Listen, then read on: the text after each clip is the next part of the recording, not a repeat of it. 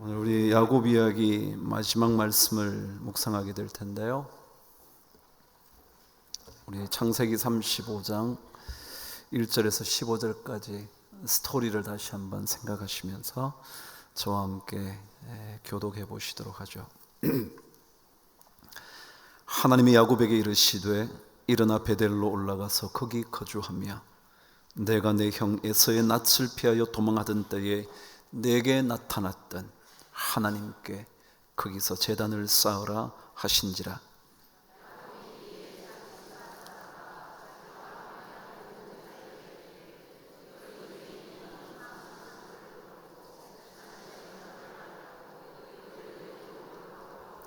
우리가 일어나 베델로 올라가자 내 환난 날에 내게 응답하시며 내가 가는 길에서 나와 함께 하신 하나님께 내가 거기서 제단을 쌓으려 하노라 하매,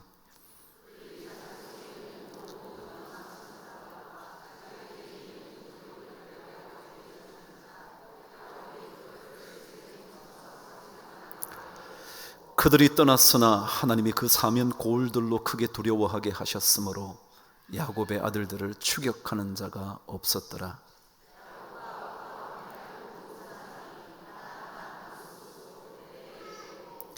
그가 거기서 제단을 쌓고 그곳을 엘베델이라 불렀으니 이는 그의 형의 낯을 피할 때에 하나님이 거기서 그에게 나타나셨음이더라.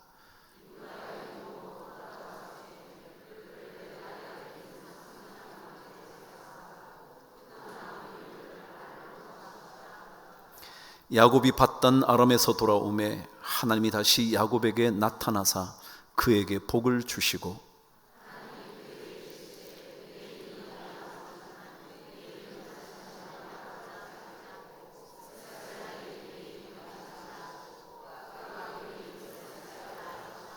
하나님이 그에게 이르시되 나는 전능한 하나님이라. 생육하며 번성하라. 한 백성과 백성들의 총회가 내게서 나오고 왕들이 내 허리에서 나오리라.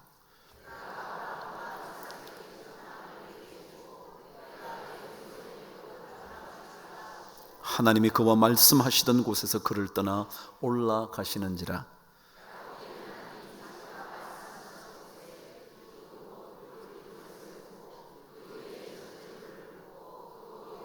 함께 읽으시죠. 하나님이 자기와 말씀하시던 곳의 이름을 베델이라 불렀더라. 아멘. 야곱 이야기 마지막 말씀인데요, 자꾸 야곱 말씀을 전하고 싶은 그런 생각이 많이 들어요. 저는 야곱의 이야기가 참 좋거든요. 그 이유는 야곱은 사실 좋은 성품의 믿음의 사람은 아닌 것 같잖아요. 정말 부족함이 참 많은 사람이죠. 오죽했으면 그의 이름이 속이는 자라는 이름을 가졌겠어요.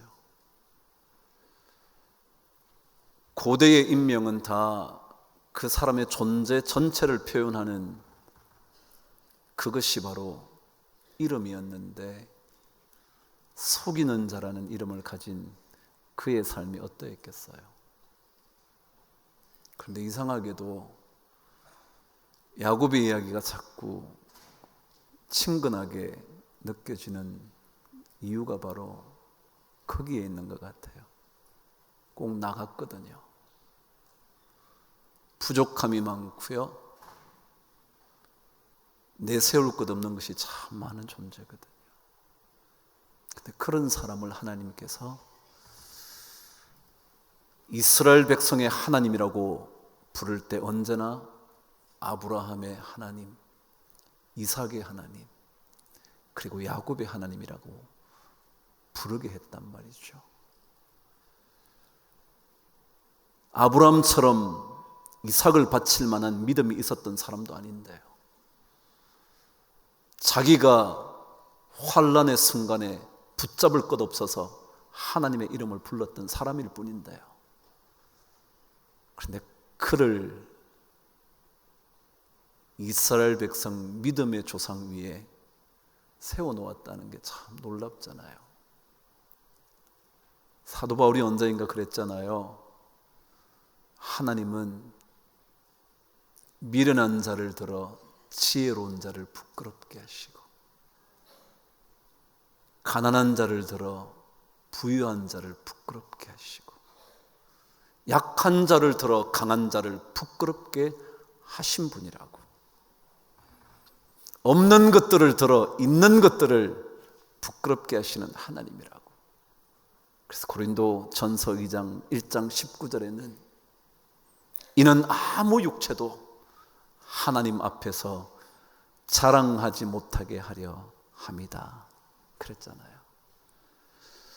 우리 멀쩡하게 잘 사는 것 같지만 사실은 들여다보면 참 부끄러운 거 많죠. 야곱처럼 말이죠. 야비하게 살기도 하고요, 자기 이익을 위해서 순식간에 배신하기도 하고요. 그게 우리 존재잖아요. 그런데 이런 야곱을 야곱의 하나님이라고 불러주시는 그 하나님 때문에 저는 야곱 이야기가 참 좋아요. 야곱을 보면 다시 시작할 수 있을 거라는 그런 용기가 생기잖아요. 우린 지난 시간 다시 또다시 하나님을 만나야 합니다. 묵상했습니다. 다시라는 말 참 중요하잖아요. 포기해 버릴 만한 내 존재를 다시 일으켜 세워주는 그 단어요. 이제는 더 안 될 것 같아 라고 절망하는 그 순간에 우리를 붙들어주는 단어요. 다시요. 과거의 사건만이 아니라 현재까지도, 아니 미래까지도 끊임없이 우리를 지속시켜주는 그 단어요. 다시요. 이것이 얼마나 저에게 용기가 되는지 몰라요. 그래서 오늘 야곱 설교를 마친다 생각하니까 자꾸 아쉬워요. 이번에 예전에 언제인가 여러분과 함께 나누었던 책 한 권이 다시 인쇄됐어요. 제목이 살아온 기적, 살아갈 기적이라는, 이미 세상을 떠난 서강대 영문과 교수였던 장영희 교수의 에세이집이었어요. 왜 얘기가 되었냐 하면, 그분이 돌아가신 지 벌써 수년이 지났는데 그분이 남긴 책이 계속 판매가 된 거예요. 그래서 이번에 100쇄를 찍었대요. 100쇄. 그래서 저도 갑자기 그분 생각이 나서 제가 제 서재의 책을 꺼냈죠. 살아온 기적, 살아갈 기적. 그분은 어릴 때 병을 앓아 다리를, 하반신을 쓰지 못하는 장애를 가지고 산 사람이었거든요. 그러니까 지금까지 그녀가 살아있는 동안 산 것이 다 기적이다, 앞으로 살아갈 그 날들도 기적일 거야 생각하면서 책을 썼잖아요. 근데 그 책을 넘겨서 예전에 접어놓은 부분, 줄쳐놓은 부분 이렇게 보다가 제일 앞을 넘겼더니 첫 번째 챕터의 제목이 다시 시작하기 라는 제목이었어요. 내용은 그렇습니다. 다 기억하실지 모르겠지만 그녀가 미국에서 박사학위 논문을 마칠 때쯤의 일이었죠. 6년 동안 정말 고생하면서 드디어 논문을 완성을 해서 이제 얼마 뒤에 교수에게 그 논문을 제출할 날만 기다리고 있었죠. 그러다 그 날을 며칠 앞두고 친구 집에 잠시 쉬었다 오려고 친구 집을 간 겁니다. 그 소중한 논문을 집에 놔둘 수가 없어서 함께 들고 친구 집에 간 거죠. 근데 친구의 차 안에 논문이 담긴 가방과 몇 가지 자기의 짐들을 놓고 친구 집에 올라가 있는데, 조금 뒤에 그 집 아이가 막 올라오더니 자동차 유리문이 깨지고 안에 있는 게 다 도둑을 맞았다는 거예요. 장영희 교수 눈앞이 캄캄해지더래요. 왜냐하면 그때만 해도 컴퓨터가 상용화되어 있지 않아서 전부 다 타이핑을 했다는 거예요. 그러니까 자료가 남은 게 없죠. 타이핑한 자료 외에는 없는 거예요. 어떻게 할 수 없을 거라는 생각이 드니까 절망스럽다는 거예요. 어떻게 기숙사로 다시 되돌아왔는지 기억도 나지 않은 채 며칠 동안을 기숙사 방 안에 갇혀 있다가 며칠을 지난 다음 교수를 찾아갔다는 거예요. 자초지종을 다 얘기를 했더니 교수가 이렇게 말하더래요. 영희, 넌 다시 시작할 수 있을 거야, 그러더래요. 그때부터 새롭게 글을 쓰기 시작을 합니다. 다시 각주를 달기 시작합니다.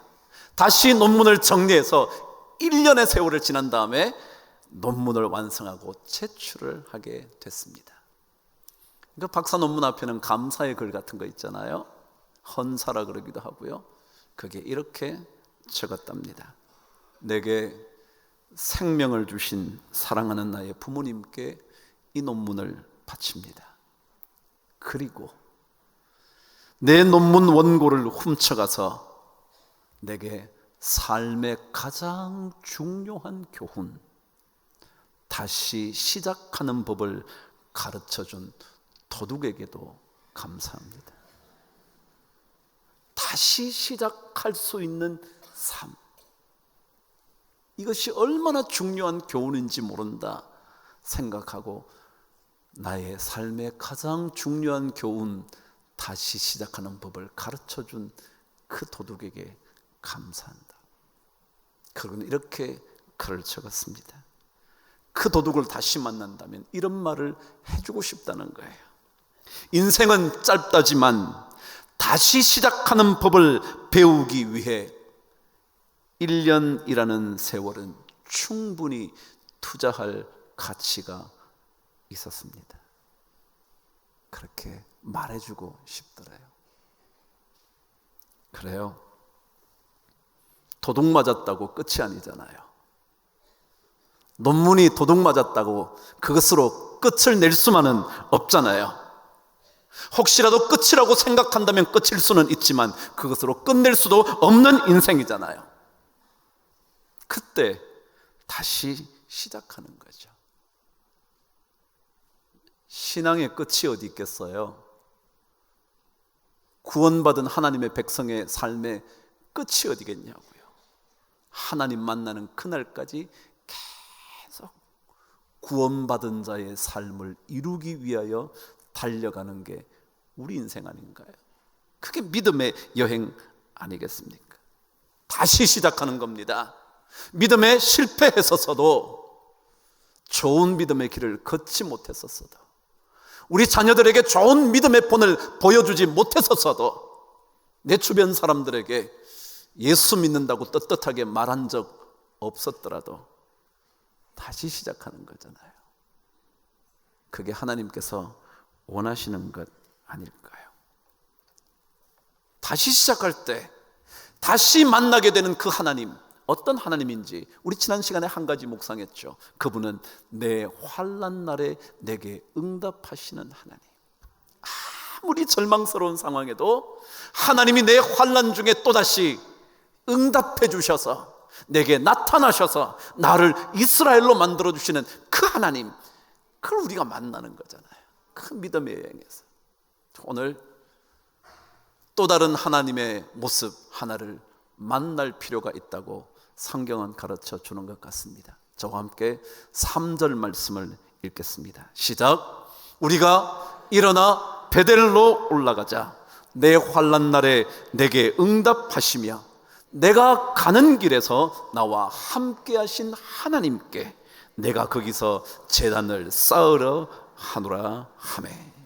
어떤 하나님이냐 하면 내가 가는 인생길에서 나와 함께 동행해 주시는 하나님을 다시 만나야 한다는 겁니다.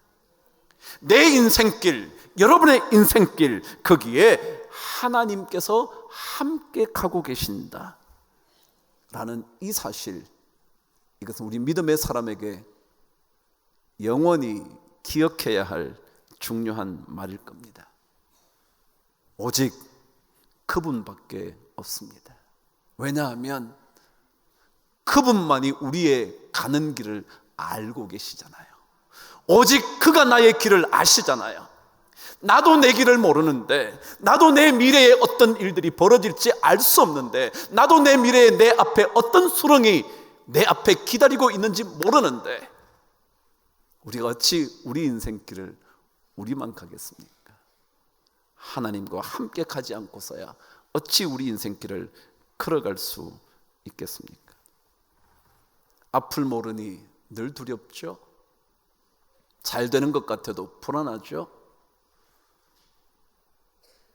그 두려움 속에서도 나와 함께 있어줄 그 누군가가 있다면 또다시 안심하고 걸어갈 수 있지 않을까요? 근데 여러분, 우리와 함께 영원히 가줄 사람이 누가 있겠어요? 여러분의 남편일까요? 여러분의 부인일까요? 정말 잘 기른 여러분 자식입니까?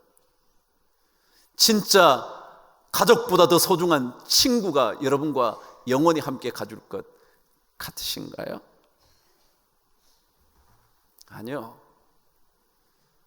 그 사람들이요, 잠시 뒤에 어떻게 될지 모르잖아요. 잠시 뒤에 그 사람이 어떤 사람으로 돌변할지 아무도 모르잖아요. 요즘 자율주행차에 대한 얘기가 많이 나옵니다. 이제 조만간 여러분 운전하실 필요가 없게 되는 날이 오죠. 운전석 뒤에 앉아 있으면서 영화 한 편 보다 보면 여러분의 목적지까지 도달할 수 있게 되는 날이 곧 올 겁니다. 아마도 10년 내에 올 거라 그럽니다. 이미 구글이라는 회사는 수백만 마일을 무사고로 주행한 기록을 갖고 있습니다. 한국도요, 3년 동안 사고 없이 자율주행차가 운행을 했습니다. 놀랍죠? 그런데 한 기자가 물었습니다.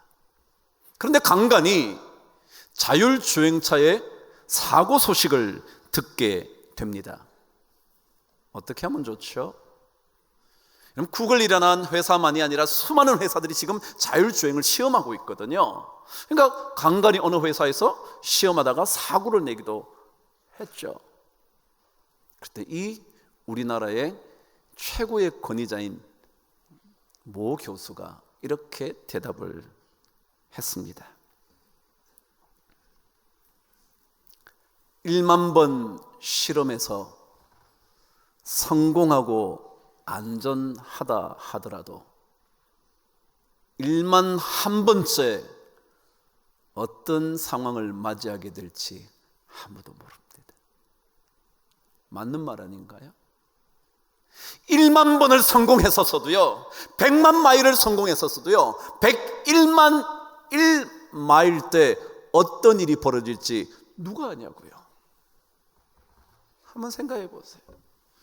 여러분의 인생이요, 20년, 30년 동안 아무 일 없이 살았다 해도요, 20, 30년 1일째 어떤 일이 벌어질지 어떻게 하냐고요. 부부가 아무리 20년, 30년을 멋지게 잘 살았어도 그 다음 어느 날 어떻게 될지 어떻게 하냐고요. 여러분의 사업이 아무리 잘 되어도 그 어느 날 어떻게 될지 어떻게 하냐고요. 근데 그 교수가 이렇게 얘기를 했습니다. 그래서 부족한 기술을 계속 완비해가 100%에 도달할 때까지 해야겠죠. 그러나 부족한 부분은 보험과 같은 사회제도의 협조를 받아야 할 겁니다. 여러분, 완벽하다면 무슨 보험이 필요해요? 뭘 보험 들어요? 그렇지 않다는 거죠. 우리 인생 다 그런 거예요. 당분간은 다 안전하죠. 당분간은 전혀 문제가 없죠. 얼마까지는 아무런 어려움 없이 살 수 있을지 모르죠. 그러면 아니죠. 내가 가는 길 그 어느 순간에 어찌 될 줄 누가 알겠어요. 그래서 나와 함께 하시는 하나님, 그분 만나는 게 우리에게 얼마나 엄청난 능력인지 몰라요. 신앙이 그런 거예요. 신앙이. 지난번에 멋진 시 한 편을 읽게 됐어요. 너무 놀라운 시더라고요. 제목이 봄의 정원으로 오세요 라는 시예요. 봄이 됐잖아요. 봄의 정원으로 오라고요. 페르시아의 신비주의 시인이 쓴 시였는데 그 시가 짤막한데 이렇습니다. 석류꽃 향기로움 속에 따스한 햇살과 포도주와 사랑하는 사람들이 있어요. 그러나 당신이 오시지 않는다면 이게 다 무슨 소용이겠어요? 그렇죠? 그 모든 거 다 가지고 있으면 뭐해요? 그 사람 안 오는데. 근데 그 다음 식구가 더 놀라워요. 아니, 당신이 오신다면 이게 또한 다 무슨 소용이겠어요? 그렇죠? 그분만 오시면 뭐 이거 잘 된 거 안 된 거 그거 무슨 소용이 있겠냐? 여러분, 이게 연애시 같으신가요? 아니요. 자신이 믿는 신에 대하여 뭐라 그러냐면 내 인생에 수많은 것들이 다 준비되어 있어도 따스한 햇살과 포도주와 좋아하는 사람, 나를 이해해주는 사람, 나를 사랑해주는 사람이 많이 있어도 하나님 당신이 안 오신다면 이거 뭔 소용이 있겠냐? 아니, 또 하나님 당신이 오시기만 한다면 이것 또한 무슨 소용이 있겠냐? 당신만 있으면 되지. 그럼 신앙 그런 거 아닌가요? 그래, 우리 모두 좋은 것 누리며 사는 건 나쁘지 않아요. 괜찮은 인생 사는 게 뭘 문제겠어요. 근데 여러분 기억하셔야 돼요. 그 모든 것 있어도요, 그분이 오시지 않는다면 그게 다 무슨 소용이 있겠어요. 그 고백이 우리에게 필요하다는 거죠. 우리에게 모든 것이 갖추어져 있어도, 모든 것이 넉넉하게 누릴 만큼 있어도, 그럼에도 불구하고 주님 오시지 않는다면, 주님이 나와 함께 동행하지 않는다면 그 무슨 소용이 있겠어요? 이 고백 못하는 사람들은요, 끊임없이 그것들에 매달려 살게 되죠. 토요일 날 제가 읽어드린 오늘의 말씀 중에 이 말씀을 기억하시나요? 잠언 31장 30절. 고운 것도 거짓되고 아름다운 것도 헛되나 오직 여호와를 경외하는 여자는 칭찬을 받을 거다. 여러분, 예쁜 거요? 좋은 거요? 아름다운 거요? 괜찮죠 뭐. 근데 여러분, 그런 거 다 헛되대요. 결국 속이는 거래요. 한꺼풀만 벗기고 나면 아무것도 아니래요. 오직 여호와 그분을 경외하는 그 사람이 인생의 칭찬을 받을 거다. 그래요. 그런 거 다 있다고 해도 잠시의 영광뿐인데 영원할 줄 알고 우리는 속고 사는 거죠. 잡은 줄 알았는데 손을 펴보면 안개처럼 아무것도 없는 거죠. 그래서 성경은 오늘 그 하나님을 만나기 위해서 우리에게 필요한 게 있다고 말합니다. 오늘 말씀 2절 저와 함께 읽겠습니다. 시작. 야곱이 이에 자기 집안 사람과 자기와 함께한 모든 자에게 이르되 너희 중에 있는 이방 신상을 버리고 자신을 정결하게 하고 너희들의 의복을 바꾸어 입어라. 뭐라 그러냐면 이방 신상들을 버리래요. 여러분, 이방 신상이 뭐냐 하면요, 이것만 있으면 될 것 같다고 생각하는 거예요. 이것만 우리 집에 있으면 해결될 것 같다고 생각하는 그 무엇이요? 저것만 해결되면 내 인생 괜찮을 것 같다고 생각되는 그 무엇이요? 내 자식에게 저 문제만 없어지면 괜찮을 것 같다고 생각하는 그거죠. 그게 이방신이에요. 그럼 한번 보세요. 여러분 삶에 이게 진짜 필요해서 이것만 해결되면 될 거라고 생각한 그것이 해결되고 나니까 모든 문제가 해결됩니까? 조금만 지나니까 또 다른 게 들었어요. 이것만 내 자식에게 해결되면 끝날 줄 알았는데 또 그거 해결되고 났더니 다른 문제가 생겨요? 그런 경험 안 해보셨나요? 그래서 우리가 알게 모르게 계속해서 그 무엇, 없어서는 안 될 것 같은 것, 그것만 해결되면 될 것 같은 그것들을 계속 생각하고 집착하고 거기에 매달려 살아요. 그게 이방신상이죠. 다른 거 뭐 있겠어요? 여러분들이 무슨 뭘 부적을 갖고 다니겠어요? 뭘 가지고 다니겠어요? 근데 우리는 늘 그런 생각이에요. 야, 우리 가정에 이것만, 내 삶에 이것만, 우리 사업에 이 문제만, 내 자식에게 이런 것만. 우리 그래서 계속 그것만 쫓아다녀요. 근데 오늘 성경은 그런 이방신상들을 버리고 묻어버려야 한다고, 그리고 하나님 그분을 붙잡아야 한다고. 하나님을 붙잡으면 다시 시작할 수 있는 능력을 얻어요. 절망했는데도요, 절망의 상황인데요, 해결하지 못하고 있는데도요, 그래도 다시 일어설 수 있는 힘을 얻게 되는 게 하나님 붙잡을 때예요. 그래서 이방 신상들은 붙잡고 나도 펼쳐보면 없는데, 하나님은 아무것도 아닌 것 같지만 붙잡고 나면 점점 더 삶이 풍성해지고요, 점점 더 삶이 풍요로워져요. 그게 놀라운 거죠. 그래서 우리는 이 하나님을 계속 만나야 되는 거죠. 결론이에요. 이 하나님을 지속적으로 만나려면 어떻게 해야 되나? 오늘 14절 말씀을 읽고 말씀을 정돈해 보시죠. 함께 읽겠습니다. 시작. 야곱이 하나님이 자기와 말씀하시던 곳에 기둥, 곧 돌 기둥을 세우고 그 위에 전제물을 붓고 또 그 위에 기름을 부었다. 야곱이 뭘 했다 그랬냐면, 하나님이 자기에게 나타나셨던 그 베델에 돌 기둥을 세웠대요.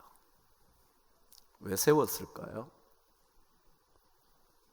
기억하기 위하여, 잊어버리지 않기 위하여. 아, 그래, 여기에 하나님이 나타나셨지. 내 환난의 순간에 하나님께서 이곳에 임재하셔서 나에게 새 힘을 공급해 주셨지. 그 돌 기둥을 보면서 기억하려고 그 기둥을 세웠다는 거예요. 그럼 신앙생활은요, 여러분의 삶의 자리에 돌 기둥 세우는 겁니다. 여러분의 사업체에 어느 한 구석에 돌 기둥을 세우는 겁니다. 그리고 그 자리에 가면, 그래, 하나님이 내게 나타나셨을 뿐만 아니라 나타나실 거야. 그런 자리를 마련하셔야 돼요. 여러분의 침대 머리맡이 그럴 수 있을 거예요. 그 자리에 하나님이 계시지. 그래서 기억하는 거예요. 여러분의 설거지하는 그 부엌의 어느 장소가요, 그 어느 조그마한 곳이요, 하나님께서 함께 계시지. 하나님이 계시지. 그 돌기둥을 세우는 거예요. 그래서 잊어버리지 않도록요. 베를린에 가면 유대인의 학살된 것들을 기념하는 기념비들이 세워져 있습니다. 베를린의 브란덴부르크 문 앞에 기둥들이 세워져 있는데 콘크리트 기둥입니다. 평수가 어느 정도의 크기냐 하면 거의 6,000평 정도 되는, 5,000 한 7, 800 정도 평이 되는 그곳에 돌 기둥이 세워져 있는데, 가로 세로 0.98, 하나는 2.38, 거의 1m, 2.5m 정도 되는 돌 기둥이 세워져 있어요. 높이는 어떤 것들은 제 키보다 크고요, 어떤 것들은 제 허리춤에 오고요. 그런 기둥이 2,700개가 넘게 쫙 세워져 있대요. 정확하게 2,711개가 세워져 있답니다. 6,000평이나 되는 그 땅에 뭐 하려고요? 기억하려고요. 독일인들이 우리가 유대인들을 죽였지, 그 기억하려고요. 수천 개의 돌을 크기에 세운 거예요. 잊어버리지 않으려고요. 신앙이 뭐냐면요, 여러분과 저의 삶의 길에 우리와 함께 하셨던 하나님을 기억하기 위하여 삶의 자리자리마다 돌 기둥을 세우는 거예요. 여러분이 돌 기둥 세울 리는 없지만 저 자리에 앉으면, 저곳에 머물면, 그곳에 가게 되면, 그래, 하나님이 계시지, 하나님이 함께 하셨지, 그거 기억하는 거죠. 그러면 또다시 하나님을 만나게 될 것이고, 그분이 나의 환난 날에 응답하시고 여러분과 제가 가는 인생길에 동행해 주실 거라는 것을 확인하게 되죠. 그분은 전능한 하나님이시거든요. 이 하나님 놓치지 않고 다시 만나는 것이 믿음의 최고의 여행일 겁니다. 이 여행 여러분과 함께 잘 가시고요. 야곱도 그 믿음의 조상의 대열에 들어갔는데 우리도 들어갈 수 있을 거예요. 부족하지만 그런 은혜가 여러분 모두에게 넘쳐나게 되기를 주의 이름으로 축복합니다.